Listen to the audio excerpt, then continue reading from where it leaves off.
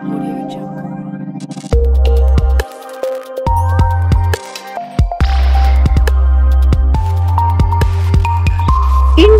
TV9 news Maharashtra. राज्यात भीषण अपघाताची घटना घडली आहे। यामध्ये 3 जण जागीच ठार झाले आहेत तर 2 जण गंभीर स्वरूपात जखमी आहेत। ढाब्यावर जेवणासाठी गेलेल्या 5 मित्रांच्या कारचा भीषण अपघात झाला। छत्रपती संभाजीनगर शहरातील सिल्लोड रोडवर मध्यरात्री ही घटना घडली। सध्या पोलीस या प्रकरणाचा अधिक तपास करत आहेत।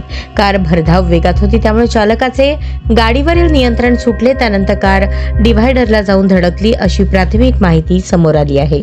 हे सर्व 5ही मित्र एका धाब्यावर जेवणासाठी फुलंब्रीला गेले होते। दरम्यान परत येत असताना त्यांच्या गाडीचा अपघात झाला। भरधाव कार डिव्हायडरला जाऊन धडकल्याने कारमधील 3घांचा जागीच मृत्यू झाला तर 2 जण जखमी झाले आहेत। धक्कादायक बाब म्हणजे कारमधील सर्व तरुण 15 ते 18 वर्षांचे होते। सध्या पोलीस या अपघाताचा तपास करत आहेत। जखमी तरुणांना नानाघाटी रुग्णालयात दाखल करण्यात आले असून सध्या त्यांच्यावर उपचार सुरू आहेत। मात्र या घटनेने खळबळ उडाली आहे।